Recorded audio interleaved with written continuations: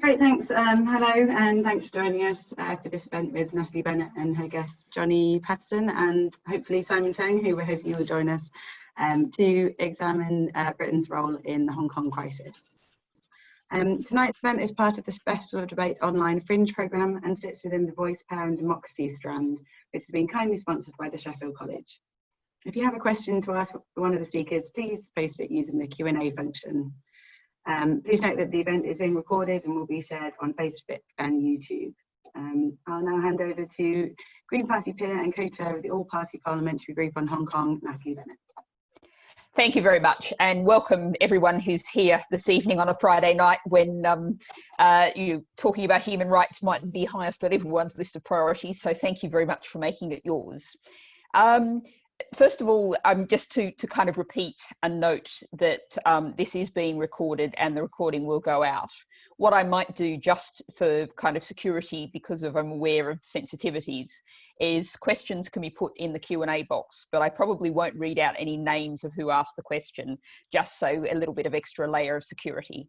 And on that point, I'm aware that on social media, some people have been expressing concern about the use of Zoom for this event. That's the standard one that the Festival of Debate uses. And I confess that we hadn't really engaged with that beforehand, but it's something certainly if we have events in future, we'll think about whether we might be able to use different technologies.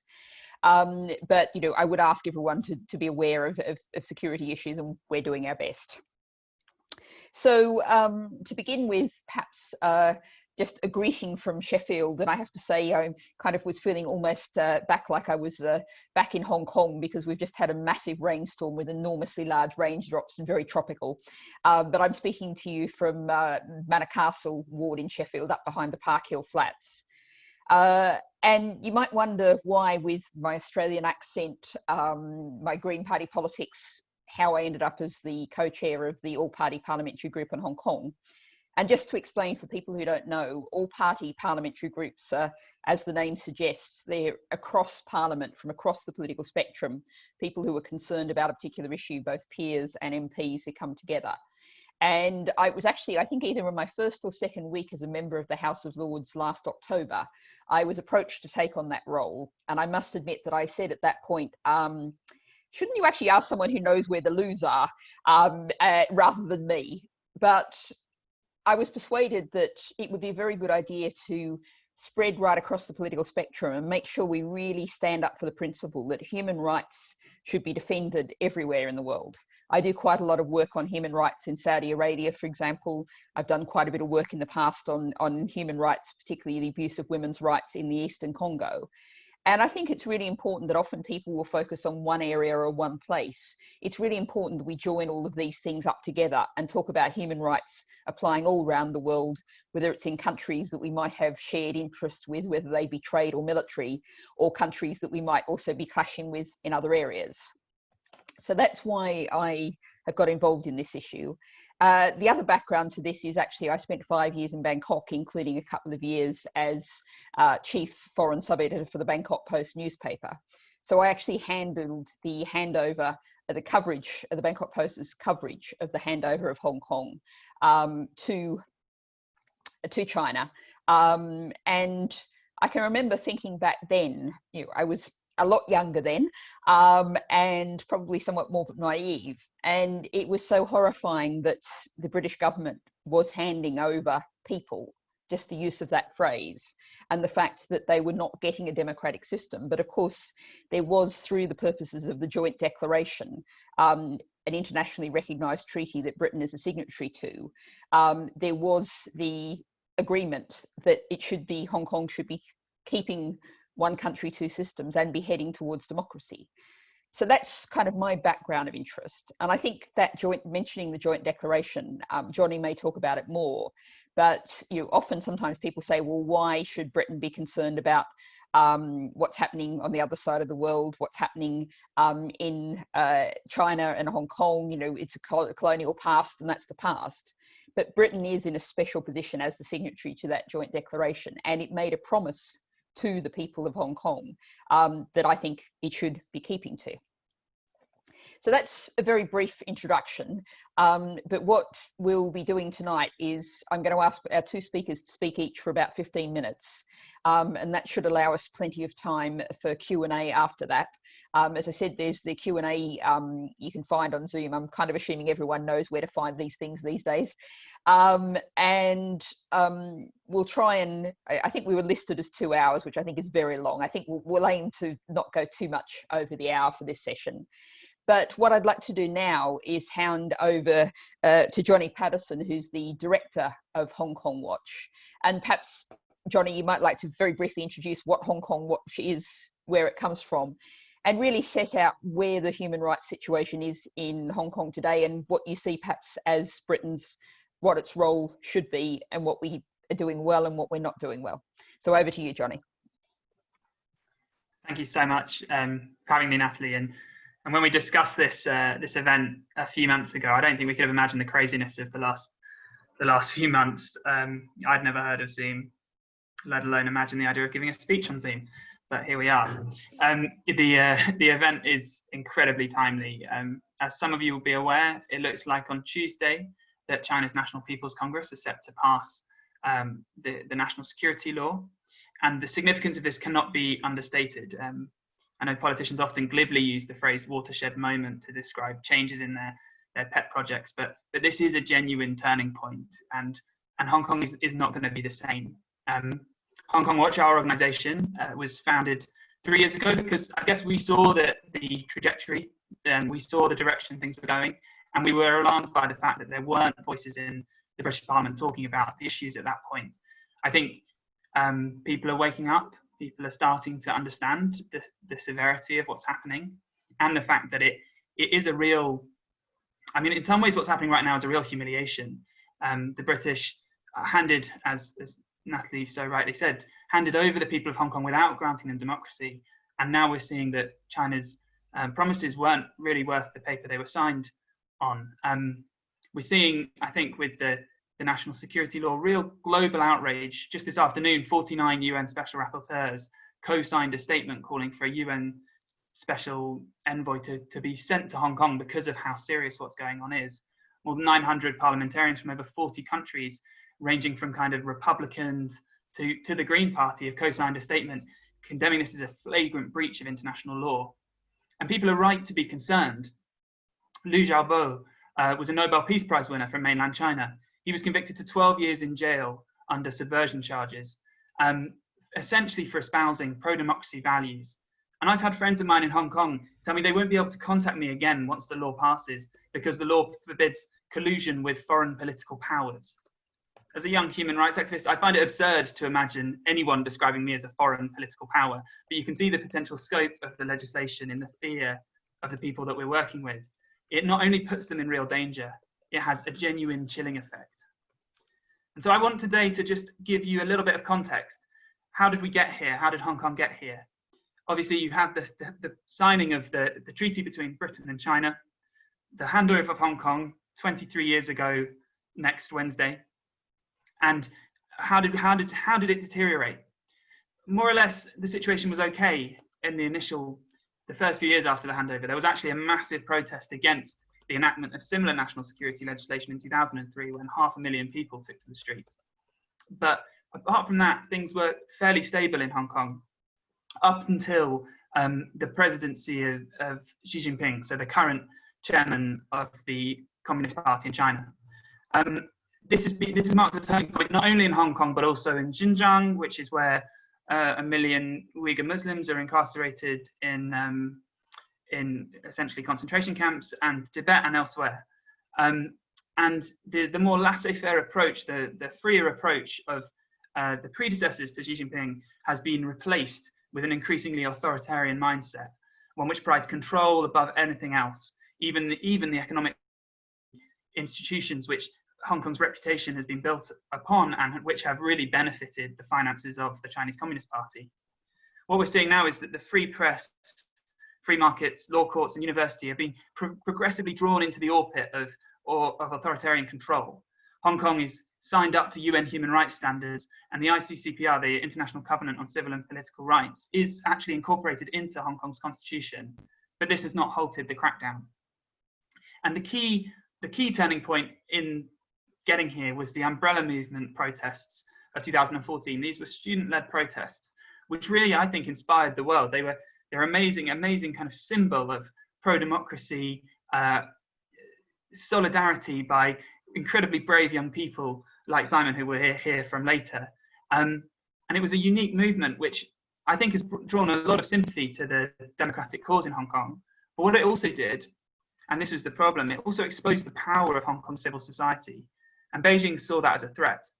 At every moment when, and so, yeah, since then, every moment when liberalization or democratization could have been the catalyst for transforming Hong Kong's politics for the better in response to what was a genuine local call for universal suffrage, they just resorted to repression and crackdown up to the major confrontation with the extradition bill last year. So the crackdown that followed the umbrella movement found expression in a variety of forms.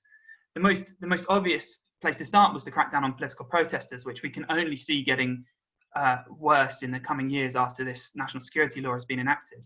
In the immediate aftermath of the umbrella movement, hundreds of political protesters were prosecuted and imprisoned, including people like Joshua Wong and Benny Tai and others. There's one activist called Edward Leung, who he was really popular among the young students, who was sentenced to 6 years in jail, supposedly for rioting after his participation in the 2016 Mong Kok protest. A British lawyer said to me that this was disproportionate, counterproductive, and bound to lead to more protests. And unfortunately, he's been proven right on all of those points. The Hong Kong government choosing to lock up and shut up one of their most powerful opponents has ultimately backfired.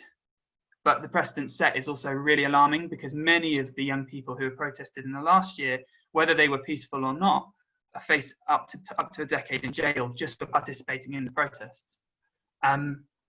What's even worse, kind of compounding the problem for us as from Britain, is that this is essentially bad old colonial legislation being used to lock up people. So the Public Order Ordinance has been the main tool in the crackdown thus far by the Hong Kong government. This is a colonial era law that's been repeatedly criticised by the UN for being too vague and carrying sentencing guidelines that aren't in compliance with human rights norms. One particularly grievous example of the abuse of common law was the charging of Benny Tai, who's a mild-mannered law professor who helped kind of orchestrate some of the protests. In a bid to maximise his sentence, the government stacked absurd charges on him, not including public nuisance, incitement to public nuisance, and incitement to incite public nuisance. I'm not sure how many layers of incitement you can have, but it was really bizarre, and I think an abuse of bad legislation. We've seen similar things with sedition laws that Britain handed to Hong Kong, and it's one thing to say that actually there's been a lot of garbage around about, oh, well, China has the right to a national security law now. They already have loads of national security legislation that the British left them. British Empire wasn't known for kind of leaving national security out of its legislation, and Hong Kong was no exception. The sedition legislation is already draconian and needs to be reformed, as does the public order legislation. And so the idea that more draconian legislation is necessary for control is absolutely absurd. Then I guess the second strand of the crackdown on the umbrella movement was kind of constricting the political space. So there was a political party was banned, and a number of legislators have been disqualified from standing for election. To do this, Beijing had to essentially reinterpret the constitution in a pretty dubious manner, which has then drawn people to question the integrity of the courts. And so there's kind of every sphere of Hong Kong in the last few years has been found itself under pressure as Beijing had turned the screw. This includes the academia, where controversial academics have found themselves barred from their posts, and journalism as well, where the Financial Times' Asia editor was essentially denied a work visa after he hosted a talk with a Hong Kong independence activist. So essentially, the thing that's interesting and what happened last year is a combination of things. So anger and fear over these trends in Hong Kong bubbled up essentially, and the catalyst for the big protests that we've all seen in our screens in the last year was an extradition bill. Carrie Lam, the Hong Kong's leader, essentially introduced this bill supposedly to plug a loophole. The loophole in the system was that someone had committed a murder in Taiwan, and she was saying, oh, well, I can't extradite them to Taiwan if I can't extradite them to China because of a complex kind of political dispute, and therefore we need to have an extradition treaty with China in order to do this. But for Hong Kong's people, knowing that Carrie Lam is little more than a puppet, this was kind of a desperate situation. They saw it as the shattering of the firewall which had kept their legal system credible. In the mainland, forced confession, torture, and summary conviction are all common, whereas Hong Kong's legal system, while it does have bits of dodgy colonial legislation in it, is fairly trustworthy and does still have the presumption of innocence, for example, which means that it's a more trustworthy system. And the idea of basically people being vulnerable to extradition to the mainland, and Simon will be able to talk about this more given his own direct experience, was terrifying to people and brought people to the streets. The protests ballooned in the summer. 1 million people, 15% of the population, chose to march through the searing Hong Kong summer heat against the legislation on June the 9th, 2019. And they were ignored. On June the 12th, protests resulted in horrendous police brutality, which was streamed live to the world and all over Hong Kong's television screens. As a response, Lam suspended but didn't withdraw the bill. And this, coupled with the behaviour of the police, which became progressively more violent, catalysed the movement, which became a struggle about Hong Kong's future and far bigger than extradition. 2 million people, that's 30% of Hong Kong's population, marched on the 15th of June 2019. Lam could have sought compromise with their calls, which were pretty moderate, but she refused to. And so attritional protests began. Every week, protesters took to the streets. Every week, Lam refused to back down. A summer of brutality meant that the withdrawal of the bill in September was too little, too late, and some accountability for police officers who'd acted with impunity, along with political reform, was going to be necessary to satisfy the Hong Kong public. But unfortunately, I think what happened at this point was Beijing had entrenched themselves into the view that these protests were incited by foreigners and that Hong Kong was a national security threat. This was the only way of justifying the mass protests in Hong Kong to an oppressed domestic audience. And that meant that Hong Kong's government were unable to take the steps that were vitally needed to take to secure reconciliation. They ignored a landslide victory for the Democrats at the November District Council elections, despite the fact these communicated the scale of popular support for human rights and freedoms. And instead, hardliners were appointed by the Communist Party to come up with a solution for Hong Kong. Sadly, we now see that they've decided that the hammer of police brutality that they were using to stamp on dissent was not big enough. And their hope is now that the mallet of draconian national security legislation will scare Hong Kong's people into submission. And the national security law, just to give you a bit of background, introduces a vague and draconian charges like subversion, secession, and collusion with foreign political forces into Hong Kong's constitution. And while all countries do have a duty to protect national security, this duty comes, they're not allowed to do this at the expense of fundamental rights and freedoms. It's not an absolute right. And the law will fundamentally compromise the system. It also shatters the city's autonomy as it's being unilaterally imposed by Beijing, which is against the constitution, as was agreed between Britain and China. The Chinese know that this is the most controversial law in Hong Kong's history. Their decision shows a total disregard for the spirit and the terms of the original treaty, and therefore it demands a response from us. It demands an international response. I know we'll have time to discuss this in more detail with time, but just a couple of thoughts on what that might look like. I think there are probably 3 areas where Britain are able to take action. The first is diplomacy. We have a role as essentially as the co-signatories in the joint declaration. The rest of the world looks to the UK to take a lead. And that means that we should be calling at a UN level, we should be calling at G7 level and at other levels for coordinated international action in response to the crisis. I think the only possibility of Beijing backing down is if the world stands together. If there's unilateral actors, some taking sanctions in some places, others scared of offending China, that it's ultimately the divisions are going to mean that the action is hopeless.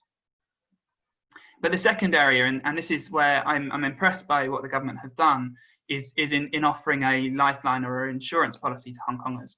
It's not that we want people to leave, but it's that I do think that it's vital that people are given a way out so that Hong Kongers are not the collateral damage in what is essentially increasingly looks like a bigger geopolitical struggle in Hong Kong.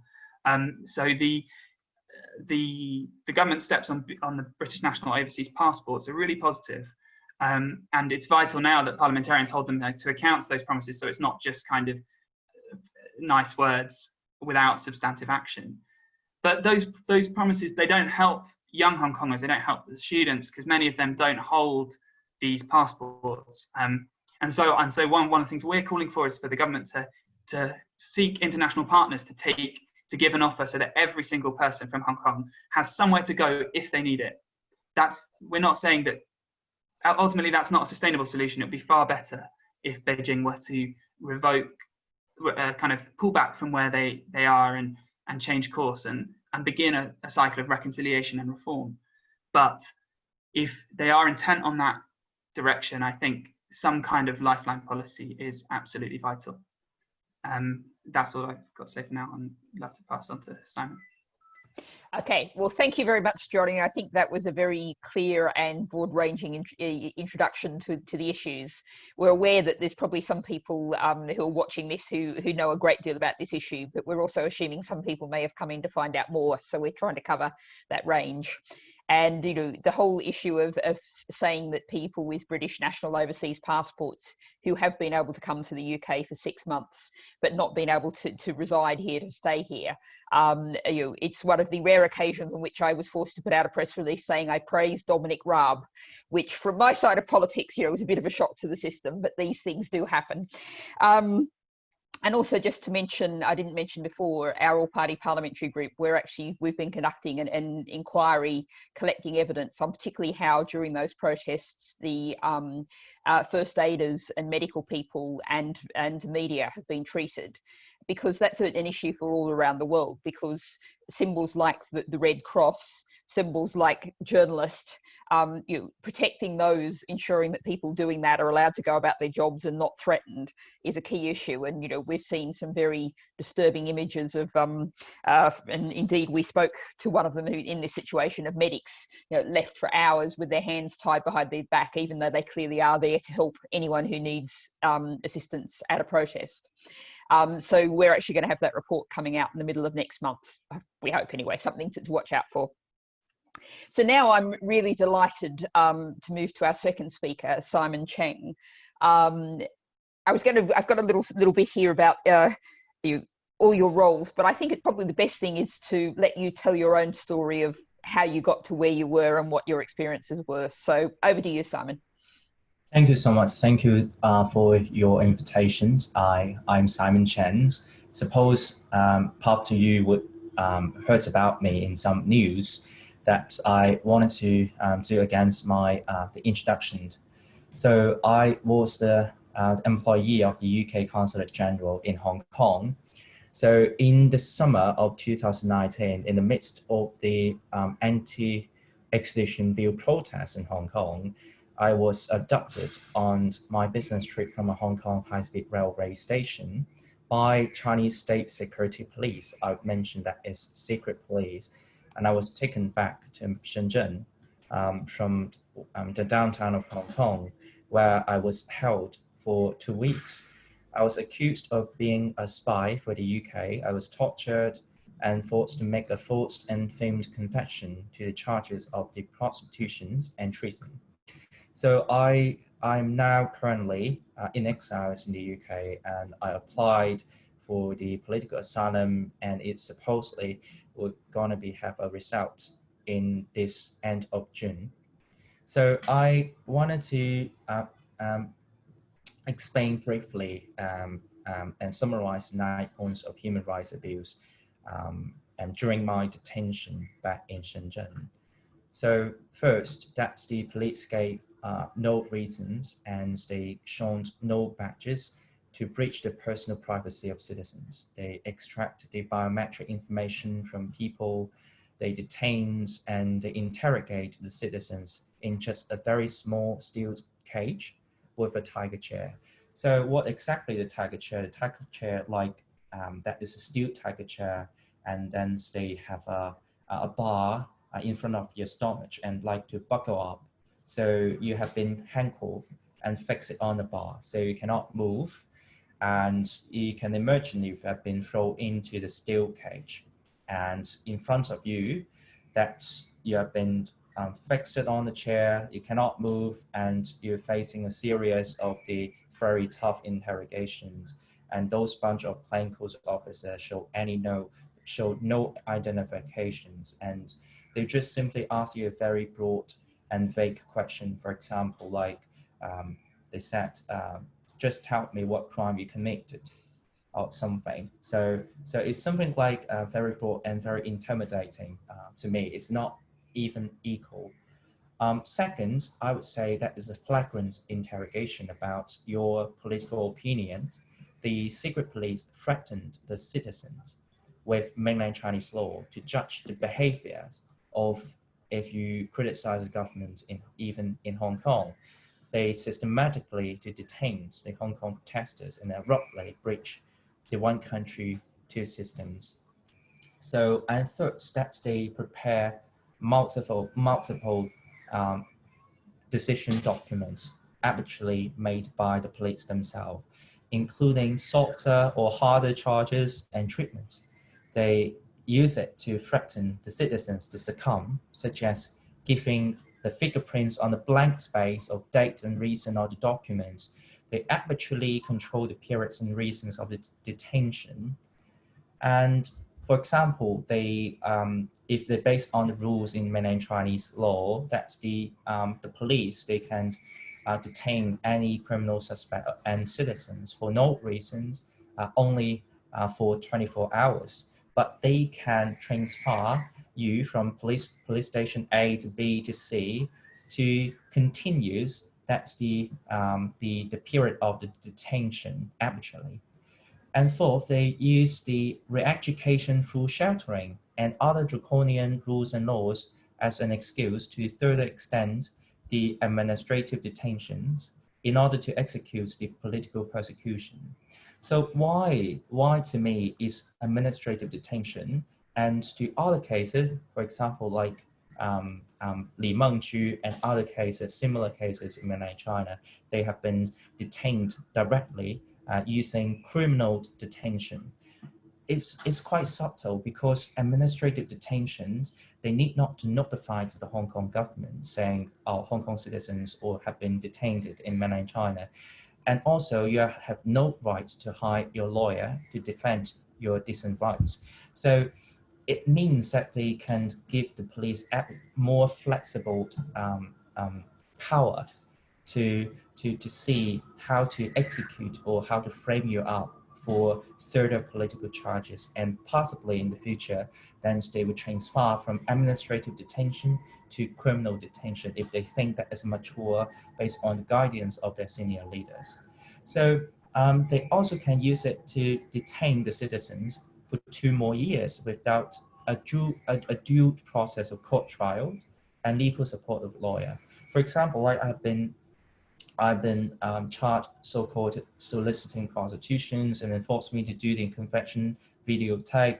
However, I never ever get a chance to have a lawyer to defend myself, and it never ever go through the courts and for a fair trial. So that is a flaw about the procedural justice in mainland China. It happens commonly.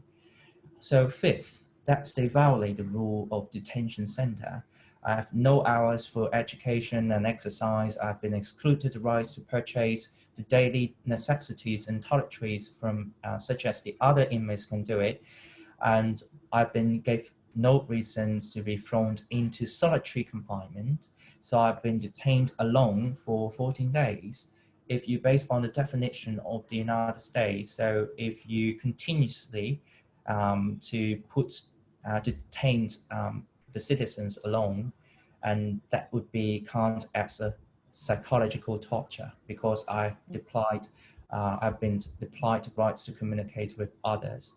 So the sixth, that they keep asking out for interrogation. So it's definitely not because I solicited prostitutions, and so that's why I've detained it. It's just an excuse that when I've been detained, they keep asking me out for further interrogation for the political reasons during the whole period of detention.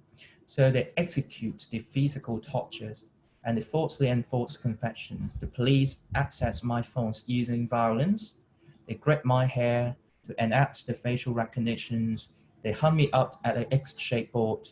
They enforce to raise hands and enforce me to do squats and stand for long hours. They deprive the sleep and punish to sing Chinese anthem. And they were beating me with shaken batons. So anytime if I can speak, I need to say, report my master. So if you also heard about the news from Wang Quanzhang, is one of the very prominent human rights lawyer in mainland China. Recently, he had been released and spoke out to Japanese media and saying that he also experienced a very similar types of torture, including asking him raise his hands for 15 hours. So that is quite similar and mirror to that is the usual tactics with torture, especially to those political dissidents. So 7, they hide the evidence of torture. They deliberately to depoliticize the case. As the CGTN in the UK, once I spoke out and the CGTN in the UK broadcast that my enforcer confession videotapes, and even they said I deliberately politicized the case. But actually it's not the truth, it's exactly in the opposite. They depoliticize the case. So they avoid to mention the state security police because they are the secret police under the cover. So that is the secret police in charge of my case. And also they exert their muscles, no matter they're using external propaganda machines, they mobilize the Chinese netizens to do the smear campaigns against me. They try to mislead the public opinion away from political motivated accusation and persecutions.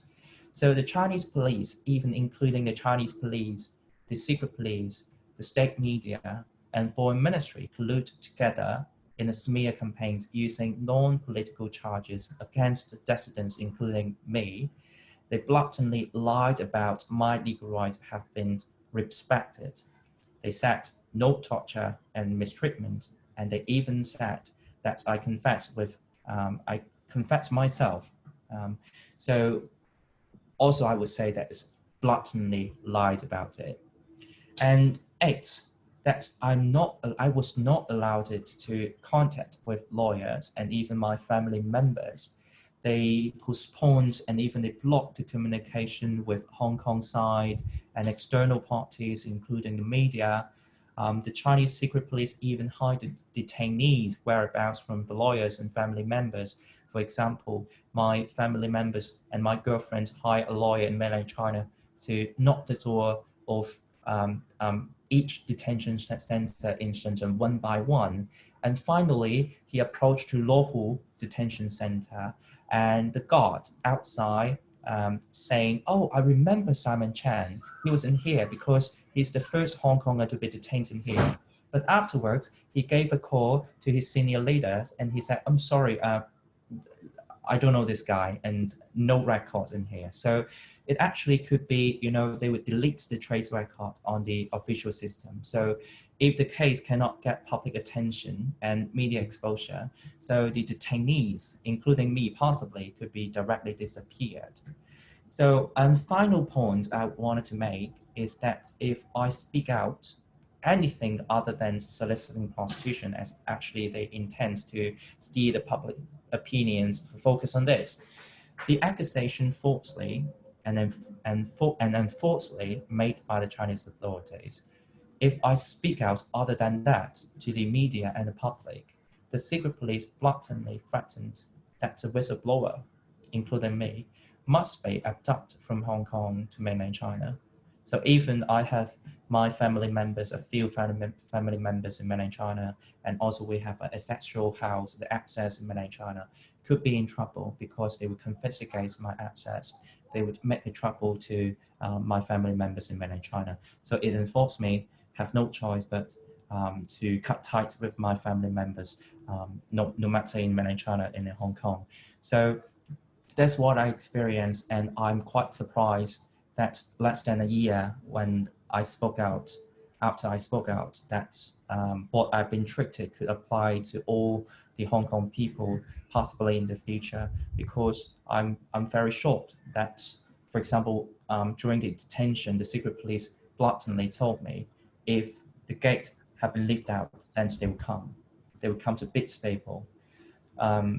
Possibly that's a belief that I've never ever get a chance to let out at that time, because in the first week my situation have not been exposed to the news yet. So that's the secret police can just do whatever they wanted to do. So it's quite surprising. It's very worrying signal to most of the Hong Kong people, and of course that surprisingly that I told to the society and the media that the secret police, including the state security apparatus and even the domestic security apparatus, is actually operating in Hong Kong, but they just, under the table, operated under the table. But now if they have been legalized, that the behavior could be legalized, and then they can have a decent badges, they can have a decent buildings and facilities to operate it publicly. So that is quite worrying, and I would say that is definitely a death knell of the one country, two systems. Thank you. Well, thank you very much, Simon. And I think I can speak for the whole audience to say it's obviously not very easy to rehearse and talk through all of those things. So we really appreciate you doing that. And I think it is worth stressing, of course, that you were at this time an employee of the British Consulate, and that they would be prepared, the Chinese authorities would be prepared to do that to you. It really is quite telling. Yeah. So I do want to allow plenty of time for questions and discussion. And we are mostly focused on what sort of Britain should be doing, what the world should be doing, how we can approach that. But I feel like I have to go to the first question here because it's very much a cry from the heart. And this is a normal citizen of Hong Kong, the person describes themselves as. They ask, what actually can we do to survive this? Are we basically just waiting to die? I just don't see any possible good outcome after the path of the new security law. So that's a very difficult question, but one I think I'll put to both of you, perhaps you, Johnny, first, if we can. We're not there. We're away from it on the other side of the world, but what suggestions, what hope, what positivity can we offer? So perhaps, Johnny, if you can come first, then I'll come to you, Simon. Yeah, I mean, it reflects the bleakness of the situation, but I suppose what I would say is we don't yet know how the law will be applied, and we have to hope that the combined force of international diplomacy and other things may lead to some level of restraint. Now, I can't promise that. I don't want to be glib about it. It's a dreadful situation, but I guess the reality is we don't yet know how they plan on using the legislation. And I mean, the other thing I would say is totally counter to the interests of Beijing, I think, in the long run, to kill Hong Kong as an international financial center. But Hong Kong as an international financial center relies on freedom of information, freedom of the press, rule of law, and so will they shoot themselves in the foot that badly? They might do, but I don't know, we have to hope and pray that they'll ultimately act in their own best interests. Now, at the moment, the cycle seems very counterproductive, but yeah, so apologies, not able to provide that much hope. Thanks, Johnny. Simon, what thoughts would you like to share? Yeah, I would say that we have to keep faith, as I'm also have been experienced. That's the torture and interrogation by those secret police, the state security police. That's actually, they're simply out of law. However, I would say, I would say at this moment, I can understand your fear, because it's such as in the dark room, we don't know what's the details they will execute. And possibly that would be slightly better if we can see that kind of law have been executed by the Hong Kong system. But I wouldn't say that's definitely, I wouldn't say that is a good signal, because I would say it's even to let the people doubt about what is exactly the two systems, because the main difference between the two systems would be that we can bar from those political accusations from just China, from just mainland China, not applied it to Hong Kong. So even that we can see the police force of Hong Kong would set up the special units to do the political accusations, and even that even the court and the judges would judge that the case is relevant to the state security. I'm even wondering how the judiciary system, how the judges could defend that they can still maintain the independence, and how could they still defend that they have a common connection with the common laws for the rest of the world. So that is worrying. I could understand, but I do think if, for example, like Johnny and Hong Kong Watch and others advocacy groups and doing the lifeboat scheme for more Hong Kong people, if they have a way to live, then they can have a choice to live. But I totally respect those people if they chose, or even they have no choice to stay in Hong Kong. I totally respect if you even want to fight for Hong Kong democracy within the system, no matter you go on the street, no matter you engage in the election for the legislative council. I would say just we need to fight for what that have been left for us to fight.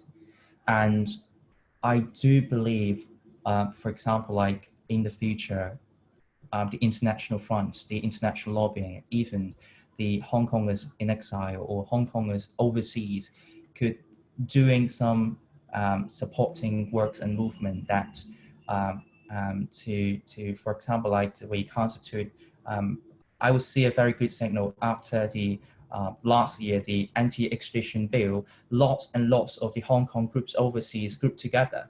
They realized that they need to group together to see how could they fight for their hometown.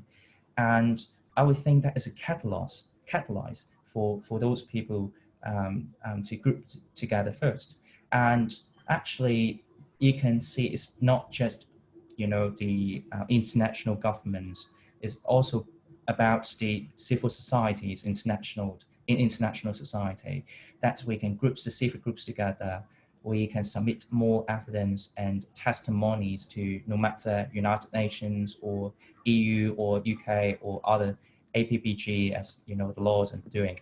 So we're doing about it, and also we're grouping the mass public groups to do, and even in the future, possibly we think that we wanted to build up the civic groups to truly represent the voice of the Hong Kong people.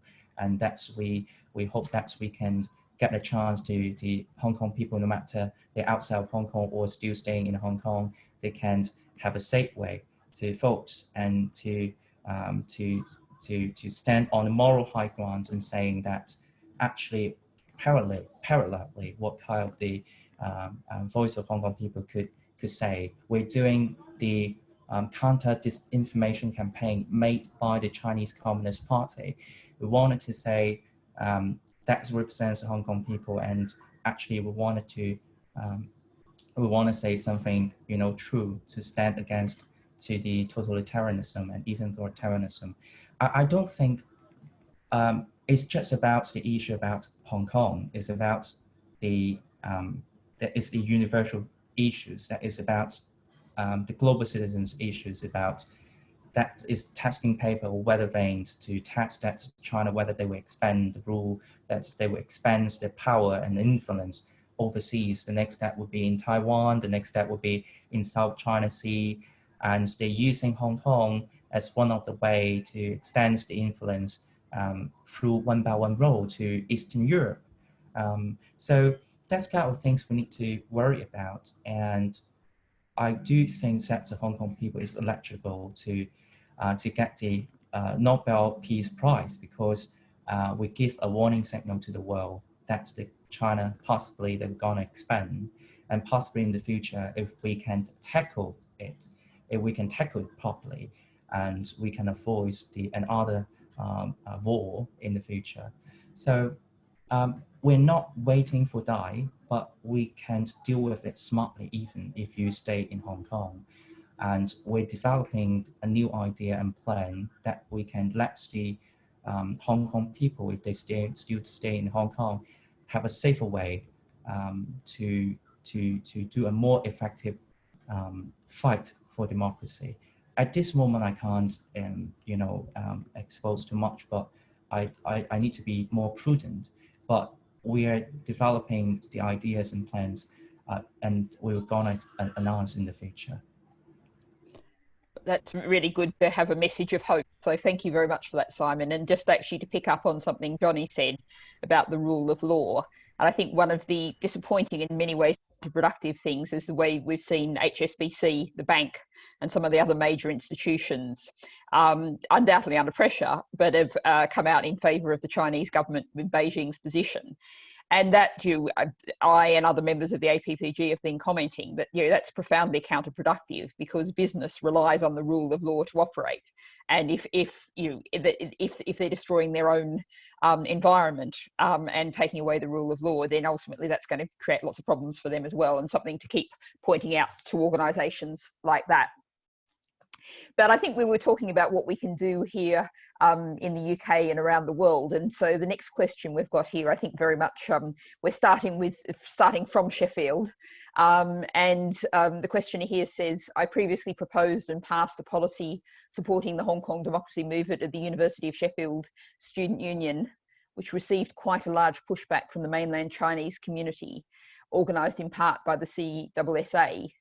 What do you think people in the UK can do to support the democracy movement? And are you concerned about influence of organisations such as the CSSA, Confucius Institute, etc., within UK universities and society at large? And I will just mention something that's happened in the last week or two. Also, I think it was at Sheffield Hallam University, there was concern because an official organ was running adverts for recruitment adverts for the Hong Kong police. Which I was pleased to see that people were kicking up a fuss about. So perhaps, Johnny, if we can come to you first about how organisations in the UK can strike back and can ensure that they're able to be effective. Yeah, I mean, I think there are kind of two points that are raised by that question. And first, it's the fact that the government and universities and civil society more generally needs to take the depth of Chinese United Front influence much more seriously than we have done, and the fact that actually there's kind of that balance between, we don't want to be censoring mainland students at all, and total right to freedom of speech here, but at the same time recognizing that actually the deep influence that over years has been built up by mainland Chinese United Front, which is a kind of umbrella organization that's used by the Communist Party to project Chinese influence abroad, and actually the United Front has quite deep roots in Chinatowns around the world and in universities through, as Natalie says, the Confucius Institutes and in other ways. And so we need to, I think one of the things that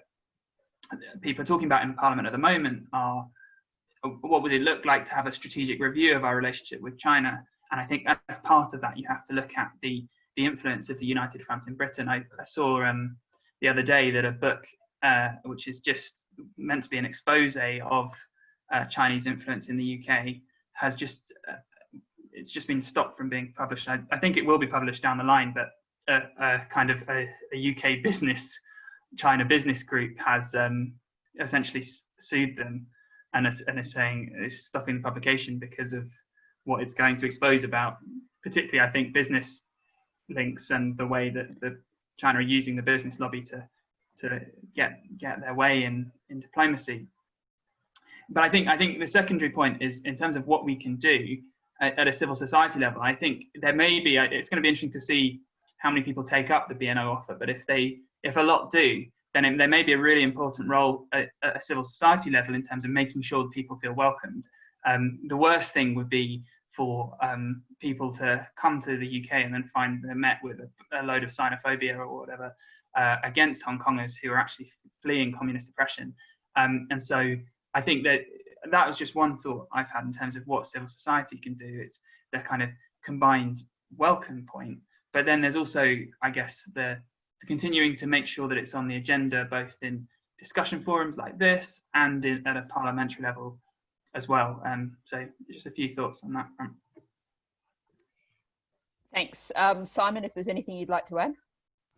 Yes, I would say that's if we just speak about the truth, that's we can effectively counter the disinformation campaign.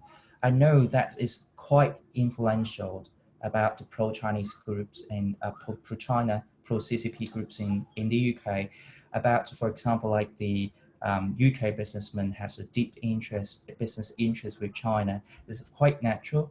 Even previously, I worked, I work for the business section, so I know that the psychology and, the mentality of those, businessmen, that's based on their self-interest. And also that I know, for example, like the students, mainland Chinese students in the UK, and part of them possibly that they've been grouped by the Chinese embassy and consulates together.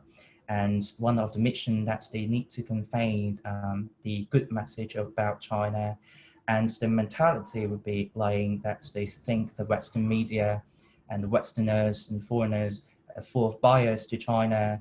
And for example, like those bunch of people like me, it's like bad-mouthing the motherland, a traitor. And so it's give a very, biased impressions.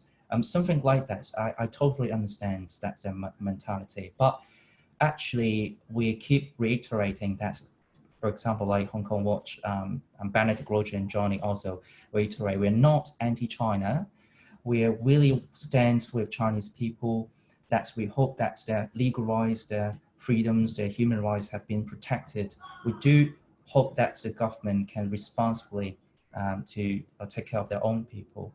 And for example, like to me, I've been, experienced the smear campaign made by the Chinese authorities, and then they mobilized the Chinese overseas and even, the mainland Chinese to attack on me. So it's quite natural, but I do believe that we are in the democracy, so a dialogue and communication is important. I feel free that if they criticize me, they saying, if they criticize and even they stigmatize me, is totally okay. I'm fine. I'm well prepared with it. But hopefully that I can get a chance to communicate with them as well. For example, like CGTN, at least they can give me a chance to defend myself, what's actually going on. So it's about the balance, the balance of the voice. And I do believe we will win in the future because that we just speak the truth. Actually, it's very common. If you say, okay, for example, like Chinese ambassador in the UK saying, we don't have political dissidents, we don't have political prisoners, we just simply those people violate the law. I would say you can just simply check the indictment, the judgment paper on the mainland trial court, that they simply leave the critical comment online to the Chinese authorities, the Chinese leadership, and then that would be solid evidence to detain them based on provoking troubles and making troubles and provoking quarrels, etc., etc. So it can't be denied. So I do think that we need to um, talk with the media, and we need to talk. And to be honest, at this atmosphere, even now national security law gonna be promulgated in Hong Kong, I do think that's kind of like, like saying mutual respect or mutual understanding with China, and we need to have a balance, impression to China, etc., etc. I do think that kind of the voice could be countered by undeniable reality, because we know that China now is not going to be very cooperative with the international orders as we propose, as we expected. And even you can see how moderate that's the UK Foreign Office officials they are, that they still gradually inclined to be more and more tough to handle if that China is going to expand. That is the undeniable reality. So I do think we will win. I think there's some real messages for Sheffield there in terms of, I mean, we have a great tradition being arguably, there's a bit of a contest, but arguably the first city of sanctuary declared in the UK, and, a very long tradition of welcoming people from communities around the world. And I think certainly we don't know what's going to happen this year, particularly with the number of Chinese students. But I've always been, when I'm handing out Green Party leaflets in Sheffield, I make sure to hand them out also to even people who I think are likely to be Chinese students, because, let's demonstrate democracy in action by actually seeing people doing democracy here in the UK, and, being welcoming and starting a conversation if you can. And that's human contact, I think, is really important. And it's not you necessarily going to convert people. But I think, as you say, Simon, it's really important that it's seen as, we're criticising actions of a particular government. We're not criticising a whole people, and we're not just using viturative language and feeding into some very old sort of racist tropes, which are still there in the background of British and other history of other parts of the world. Okay, so we've got a couple more questions here. Do feel free, anyone who's out there who'd like to post some more questions. But another question: would you support the UK government taking punitive measures against firms operating in the UK, such as HSBC, which I've already mentioned, which have publicly supported the new security law? Simon, perhaps just to change it around, if I come to you first this time, what's your thoughts on some kind of sanctions against companies who are backing Beijing's actions and the security? Well, I would say that is a bit complicated, as we can expect, because it's, it's a capitalism. I mean, that is a registered corporation, and that is possibly, we need to strike the balance that whether it could intervene that a business operation, usual business operation in Hong Kong, it's very understandable that that's their major profit is from Asia, especially from Hong Kong, from mainland China. And you can see no matter HSBC or Jardines or SWA, and that those kind of the financial corporation actually, although they are British capitals, but they have a very deep historical linkage, even runs back to over 100 years. So we can see that's kind of their vast interest groups, and they have a very good relations with the Chinese authorities, no matter different governments, and no matter previously the Republic of China or Cheng dynasty, or now the People's Republic of China. So they are quite subtle, and then they're quite opportunistic as the instinct and nature of the businessman. However, and that is a quite warning signal, how to strike the balance that with respect that is a usual business operation in China. But however, we need to take care of our national security. It's exactly the same. How could we treat Huawei in the UK? Because previously, we have been used to it, that we respect capitalism, we respect that's the freedom of the economic. So if you come to do business, that's fine, that's your freedom. So that is economic freedom. And of course but however, we need to think twice, because China is not that concept. China has no that concept. Even Huawei come here and declare, I have nothing to do with the Chinese authorities. However, you can see that they hindernly serve the political agenda of the Chinese authorities, and especially 5G and the telecommunication is actually relevant to to the national security in the UK. And I would say HSBC or other ways that we need to, I hope that the UK government to take the lead to monitor, to supervise, or even to talk with the chairman or the leaders of those kind of the corporation, and try to keep in touch with what they're trying to do, and wanted to know that's actually in which countries they're loyal to. I would say it's pretty hard, but it's because that is crossed the red line. If they really to be neutral amongst the politics, then they should. I don't think they're proper to express that they support the national security law. They're quite subtle. They said, I support all the law can stabilize the situation in Hong Kong.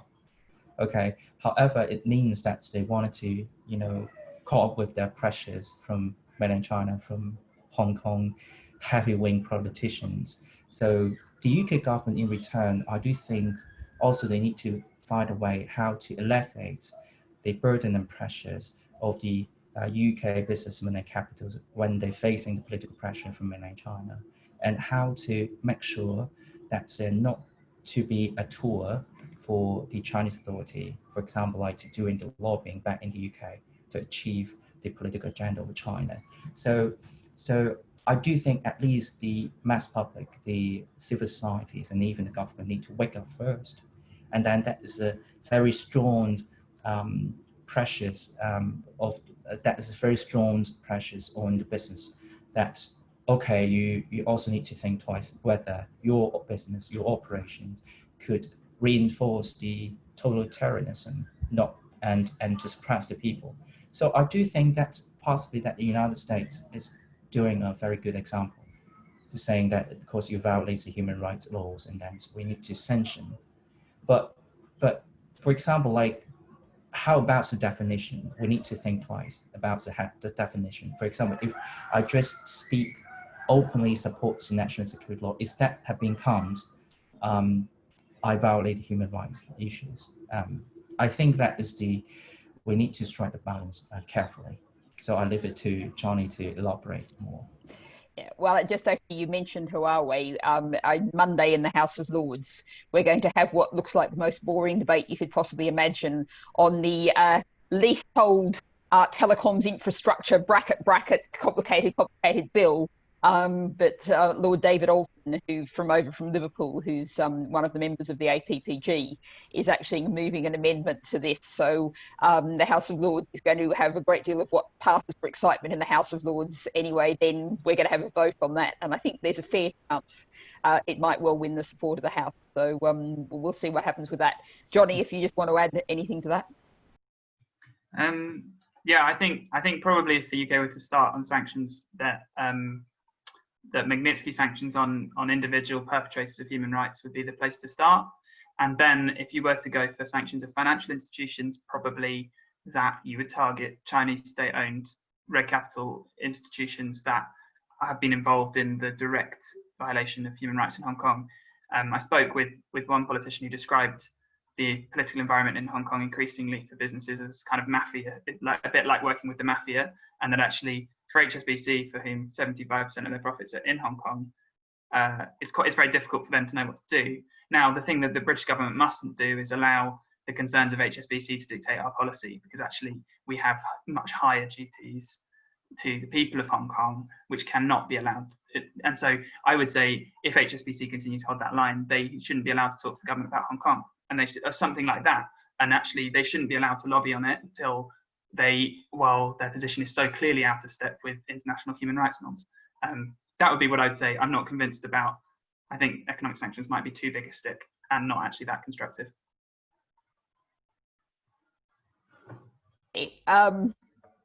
Yes, no, it's the government pressures and the pressures of lobbyists on government is a whole another topic. Maybe we can do something for the festival debate on that next year, given some of the issues around the place of big money in British politics, but that one's perhaps for another day. The last question we've got here, and I think this kind of perhaps we might think about wrapping it up after this question unless anyone else would like to put more questions in, but this kind of rounds it out. We started in Hong Kong, we came to Sheffield, we've looked at what's happening in Westminster, and the final question we've got here is, are there any thoughts on a new Marshall Aid style project, i.e. like the US did in Europe after the Second World War, in order to combat the growing influence of the Belt and Road Initiative, which is essentially, for anyone who doesn't know, a very large Chinese investment program around the world, particularly in global South countries. So to combat the growing influence of BRI in South and Central Asia, Sub-Saharan Africa, and even some EU nations such as Italy and Greece. So China is very much obviously on a very expansionist path through diplomacy and what's often known as debt diplomacy. So Johnny, what's your thoughts? The British government and aid is currently a very controversial subject, with the government's plans to slide DFID into the Foreign and Commonwealth Office, and to I wouldn't necessarily be very hopeful about this coming from the British government, perhaps not just Britain but around the world. Do you see ways in which aid and influence can be used in countries where China is clearly throwing its weight around financially?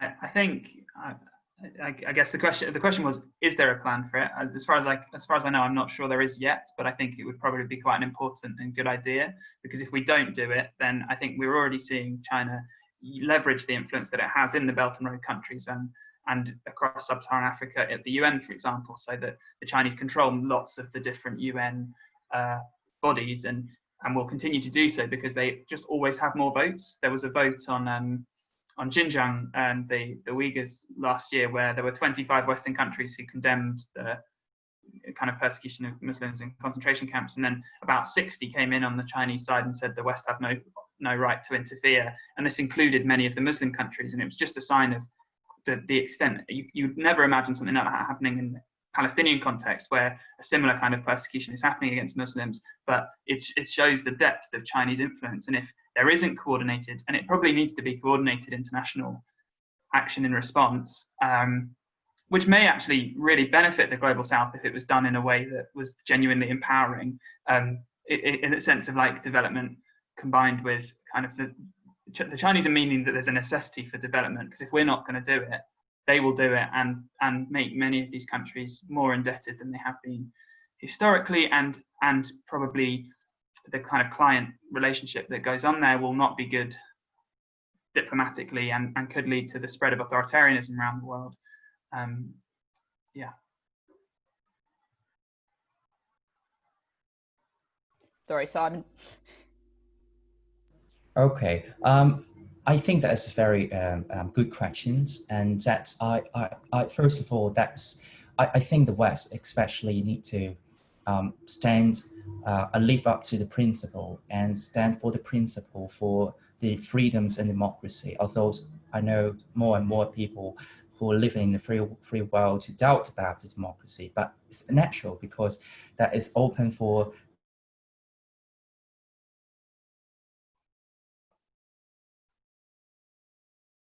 Whoop, we seem to have. Sorry. Okay, keep going. Sorry, yeah, we just had a little glitch on the technology, but I think we're back now. If you keep going, sorry. Okay, can you hear me now? Sorry, can you hear me now? Yeah, all right. So I mean, that is a very good question, and I do believe, for example, like although that's like more and more people who living in the free world, that they do that's I mean that's doubt about the democracy, but I think that's exactly the value of democracy. That's because we're open for the self-criticism. I do believe that the West need to cherish and need to stand for the principles and the values of democracy and freedom. That, for example, why I mentioned about this, because if we remember that we have the European Bank for Reconstruction and Development, and actually a lot of that kind of the financial institutions, that is kind of the institutions have been, like, it's part of like the NATO parts that they help to contain the Soviet Union.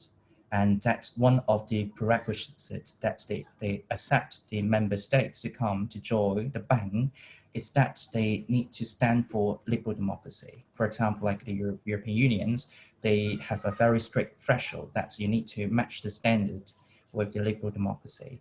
However, you can see even that carved the bank, they gradually, after the Soviet Union collapsed, that they feel, okay, the Cold War is over. So they even recently, not a few years ago, that they even accept China to be a part of the member state of the European Bank for Construction and Development.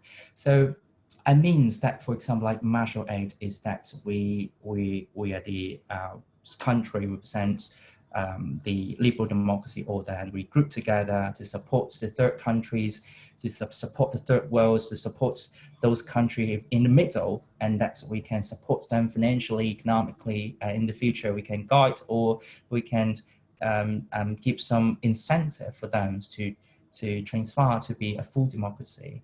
And it means that we also can help, no matter those people living in the country, not get wealth economically, but also to get rights politically. So that is kind of the full concept of the human rights that I believe that is going to be universal values. So although I think, for example, like now this kind of the bank institution, financial institution need to live up to the principle. For example, that is the first clause of the Constitution, saying if any country wanted to apply to be a member state, you need to be a liberal democracy first. So how come they accept China? And China would use that kind of tools and financial institution to expand it economically, because that is a very good, counterpart to expand their Belt and Road Initiative. So they used it previously when in the Cold War, that's the contained Soviet Union, but now have been used it by China. So I think that's kind of the institution we need to take care of, and then we need to pay attention to remind them you need to live up your principle that is enshrined by your constitution. Also, that's I a little bit doubt about the power of the UK, although that is the leader of the Commonwealth countries, and the UK still maintain the cultural relations with most of the Western countries, and this is a part of the Five Eyes Alliance. However, I do think that the UK is not alone. That they need to excel. It's very rich cultural and historical linkage with the Western allies. For example, Canada, Australia, definitely that would stand with the UK. They're proud, that's the regards that British culture as actually is like a region of the country where it comes. So I think that's the UK, although they have no that much power to do kind of like Marshall Plan, but it's a good side to use historical linkage and cultural heritage to persuade the rest of the world to stand with the liberal democracy order. And I do believe that is a big good side that the Foreign Office in the future will merge with the Department for International Development. So it means that the Boris Johnson's administration wanted to prioritize that the financial aid to the outside world could be matched with the UK's foreign policy in the future. So possibly that would be a good beginning. And I do believe that the UK government need to work with the others to work on this. I think you've picked up some very big issues there in terms of Britain's place in the world, and of course we've managed to come this far, but I will finally mention the Brexit word. We've got to find a new place for Britain in the world, and I think as a champion of human rights and democracy is certainly one of the places where we certainly should be. And I think if we look at it in the context of going back to thinking about South and Central Asia and indeed parts of Eastern Europe, there has also been some disillusion with China in terms of the huge amounts of debts and the sometimes very doubtful infrastructure that the money has been used to create those debts has built things that perhaps are not very much in the national interest of the countries concerned. There is, I think, a growing scepticism about some of the recipient countries about the impacts of this. But, you know, it's up for us to set a good example. And I'm afraid in the world of Trump, that's not always particularly easy. But I think I always believe, and I think we'll finish just about now, but, you know, to finish on a message of hope, is the way the world is now is clearly, even before COVID, but even more now, clearly very unstable, and there's a huge amount of change and a huge amount of possibility. And one of the things that I think sometimes we can feel so submerged by these great forces of history around us, but history isn't pre-written. No one knows how things are going to work out. History is made by people making decisions, by people getting together. You know, I've got a saying that politics should be what you do, not have done to you. And, you know, now we often focus on the negative sides of social media, the negative sides of technology, but it means that we can, you know, hold events like this. People all around the world can participate in these events. There's a possibility for people to get together in ways that would really never have been possible before. And I think, you know, that's what we've been doing this evening, is very much talking about how Sheffield, how the UK can stand up for human rights in Hong Kong. Everyone can make a contribution to this, even just by talking about it with your colleagues, your friends, your family, you know, and saying these are human rights and we have to stand up for human rights. And that's morally the right thing to do. But also, if you look at it, even in case of self-interest, a more secure, stable world is in all of our interests. And so, you know, we're doing this for the right moral reasons, but we're also creating a safer world for all of us to operate in. So I think it probably, on a Friday night, I have to at this point say, first of all, thank you very much to our two speakers for giving up your early Friday evening, for being with us and giving us so much information and so much experience. And it's slightly weird, these things where we can't actually see the audience, but I want to say thank you to the people who've come along to the audience too and put in questions, and for giving up your early Friday evening as well. So I'm going to do a little thank you to everybody. Clap, clap, clap. And at that point, I'm then going to hand back to Sam to just do a little bit of festival debate stuff before we finish. Thanks, Sam. Thanks. Yeah, I just want to thank you, Natalie and Johnny and Simon, for your contributions, and for everyone who's been watching and submitting questions tonight. We'd be really grateful if you could fill in our feedback survey. I've posted that in the chat, so just follow that link and that'll take you there. And the recording from this event will be on festivalofdebate.com, along with details of future events in the debate series. So thank you everyone for coming, and have a great weekend. Thank you so much. Thanks for your attention. Bye-bye. Thanks, Johnny. Thank you. Thanks, Sarah. Thanks.